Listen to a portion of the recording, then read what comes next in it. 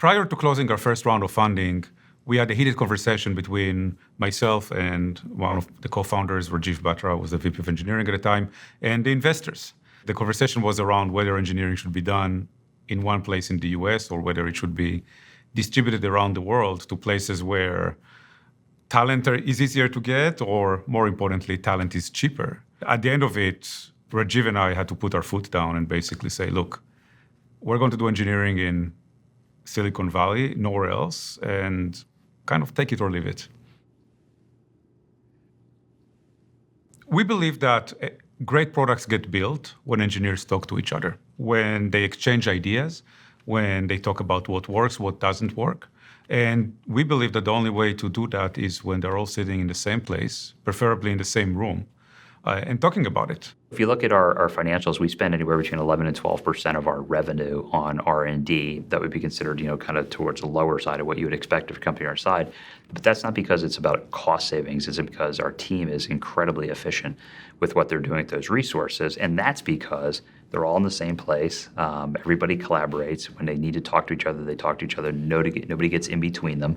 And they come up with ideas. They talk about them. The product manager's sitting right next door. They build them, and they're out the door.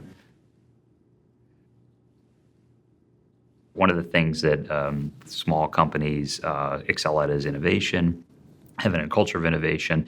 And what they don't think about later is when you get big, how do you keep that? Silicon Valley is littered with fast growth companies who hit a wall. One of the primary reasons they hit a wall is they're not anticipating what the next phases are going to go through from a growth perspective, and they stop. Like they say, it's working, don't touch it, right?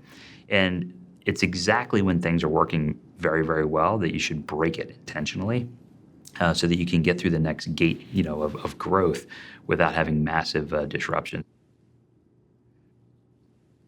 Generally, one of the things we pride ourselves on as a company is being self-aware. And what we mean by that is people speak up their minds whenever there's something that doesn't look or feel right about who we are as a company culturally. A customer could bring it up, an employee could bring it up, that really doesn't matter. But we take it very seriously and try to get to the heart of the matter and see if it's whatever the issue is counter to who we think we are. The reason we decided not to offer some of the perks that you see in other companies here in Silicon Valley, forms of gourmet chefs and unbelievable spas and fitness rooms. We have a fitness center here. No massage. No massages, and our food is okay. It's because we don't need it. We believe that people want to work here because of the culture, because of the innovation, because they work with people similar to them, and not because of the food and because of the other perks that you offer them. Here's what I can tell you for sure. If you believe individually that it's impossible to maintain this culture, then I guarantee you that will be the case. But if you reject that, like I do, and like Nir does and everybody else here does, then it doesn't mean for sure that we'll be able to do that, but it does mean when we're making decisions, we will prioritize that as a point in whatever decision you're about to make, and you go out of your way to make the call on decisions to maintain the culture.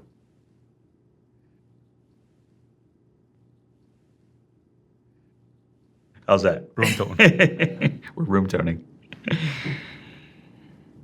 Good?